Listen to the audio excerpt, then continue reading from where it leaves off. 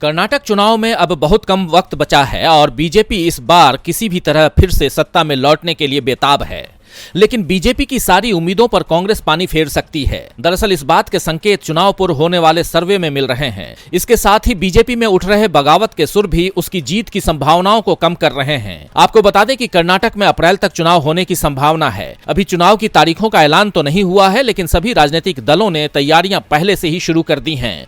BJP की तैयारियों को धार देने के लिए बीजेपी अध्यक्ष जेपी नड्डा 3 दिन के कर्नाटक दौरे पर हैं, जहां वो उडुपी, बेलूर, मंगलूर और चिकमंगलूर में अलग अलग कार्यक्रमों और रैलियों में हिस्सा लेंगे। बीजेपी अध्यक्ष नेताओं और कार्यकर्ताओं में जोश भरने पहुंचे हैं, लेकिन उनके दौरे से पहले चिकमंगलुरु के बीजेपी नेता एचडी थमैया ने अपने समर्थकों के साथ कांग्रेस प्रवेश किया है। प्रदेश कांग्रेस अध्यक्ष डीके शिवकुमार ने थमैया और उनके समर्थकों का स्वागत किया। बीजेपी अध्यक्ष के दौरे से पहले बीजेपी में पड़ी ये फूट ये दिखलाती है कि बीजेपी के सत्ता से हटने के दिन करीब आ रहे हैं। विधानसभा चुनाव ही नहीं बल्कि लोकसभा चुनाव में भी बीजेपी की हालत कर्नाटक में खराब दिख रही है। आपको बता दें कि कर्नाटक में लोकसभा की 28 सीटें हैं। 2019 के लोकसभा चुनाव में पीएम मोदी की रणनीति पर चलकर बीजेपी ने 25 लोकसभा सीटों पर कब्जा जमाया था और विपक्ष के खाते में सिर्फ 3 सीटें आई थीं। इनमें कांग्रेस और जेडीएस को एक एक सीट जबकि एक सीट निर्दलीय के खाते में गई थी।